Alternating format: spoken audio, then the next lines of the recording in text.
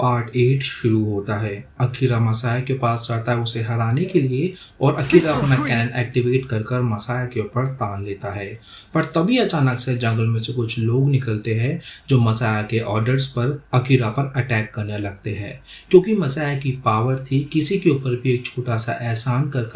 उन्हें अपना गुलाम बना लेना, जो देखकर अकीरा थोड़ा सा डर जाता है और मसाया को अपनी बातों में उलझाने की कोशिश करता है ताकि वो उसे हाजिमे के पास जाने से रोक सके। पर इस बात का मसाया को पता होता है, पर फिर भी वो अकीरा के साथ अपना टाइम वेस्ट करने की कोशिश करता है ताकि वो अकीरा पर एक एहसान कर सके। और जब अकीरा की बातचीत खत्म होती है तो मसाया अपनी पावर्स को यूज करता है, पर क्योंकि एहसान इतना बड़ा नहीं था तो मसाया अकीरा को पूरी तरह से अपना गुलाम नहीं बना पाता, बल्कि उसकी जगह मसाया केवल अकीरा से अपना एक ही ऑर्डर पूरा करा सकता था। तो मसाया अकीरा को कहता है कि तू उस पूरे गेम के अंदर अपने राइट पैर को यूज नहीं कर सकता, और जिसके बाद में वो अकीरा से कहता है कि स्टार्टिंग से ही ये पूरा गेम मेरे हाथों के नीचे था, मुझे पता था कि तू एक से ज़्यादा पावर्स को यूज़ कर सकता है, तो उसी हिसाब से मैंने इन सभी लोगों को खास चुनकर तेरे खिलाफ लड़ने के लिए यहाँ लाया हूँ। और मसाया उन सभी को अकीरा पर अटैक करने भेज देता है, जिससे अकीरा कैसे न कैसे कर बचते बचाते हुए अचानक से मसाया के पीछे आ जाता है उस पर अटैक करने के लिए। पर तभी वहां अचानक से दो लोग आकर अकीरा को पकड़ लेते हैं, जिसके बाद मसाया अकीरा के पास आकर उसके पेट के अंदर एक चाकू घोंप देता है, जिसके बाद अकीरा अपने घुटनों के बल नीचे गिर जाता है। जो देख मसाया अपनी बड़ाई करने लगता है, पर उतने में ही अकीरा बोलता है कि क्या हो अगर ये सब कुछ मेरा ही प्लान था और मैं वही हूँ जहाँ मुझे होना चाहिए था। और उतने में ही वो यूटो के दूसरों के अटैक्स को एब्जॉर्ब कर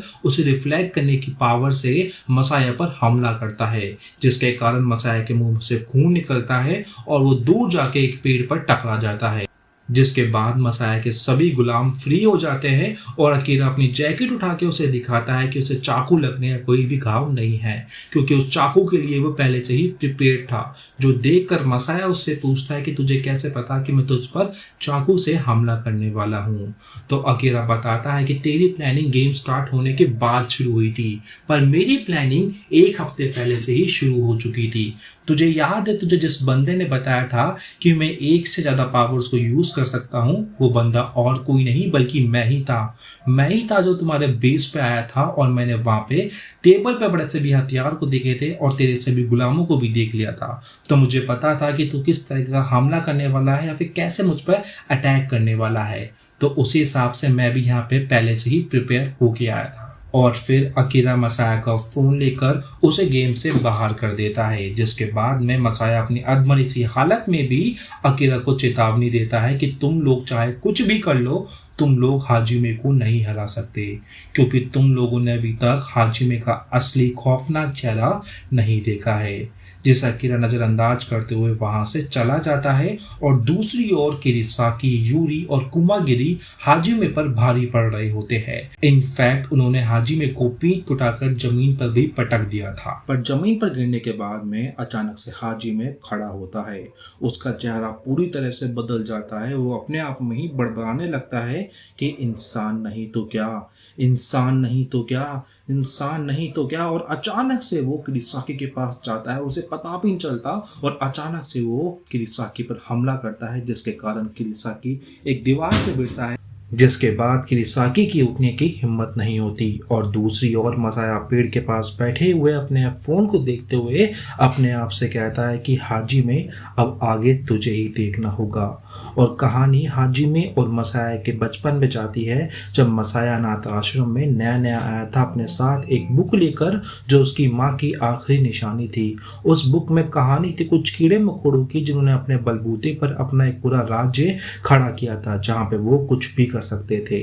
और उस कहानी को पढ़ने के बाद मसाया और हाजिमे भी अपना एक ऐसा ही साम्राज्य बनाना चाहते थे जहां पे वो अपनी मर्जी से कभी भी कुछ भी कर सके, क्योंकि जिस अनाथ आश्रम में वो लोग रहते थे उसका हेडमास्टर लोगों को तो ये दिखाता था कि उसे बच्चों की बहुत ही परवाह है ताकि वो उनसे पैसे ऐड सके, पर असलियत में उन बच्चों को जानवरों की तरह ट्रीट करता था,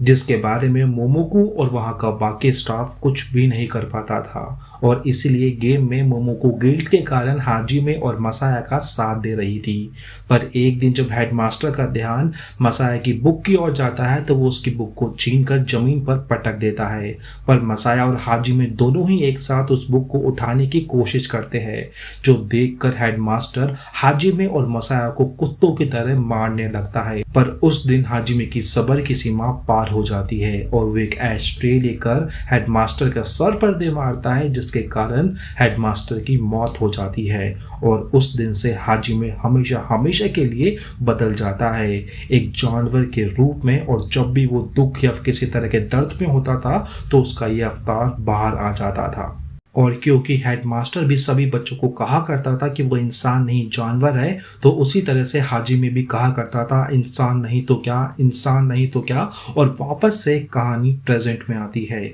और हाजिमे सीधा यूरी पर हमला करता है। जैसे यूरी बचने की कोशिश करती है अपने हाथों से, पर उसके हाथों की हड्डी टूट जाती है हाजिमे के हमले से और यूरी पीछे जाके गिरती है, जो देखकर कुमागिरी हाजिमे पर हमला करता है। पर वो उसे 2 सेकंड में नहीं हरा पाता और उसका आर्मर गायब हो जाता है, जिसके बाद में हाजिमे कुमागिरी को भी दीवार पर पटकता है, जिसके बाद में कुमागिरी की भी उठने की हिम्मत नहीं होती।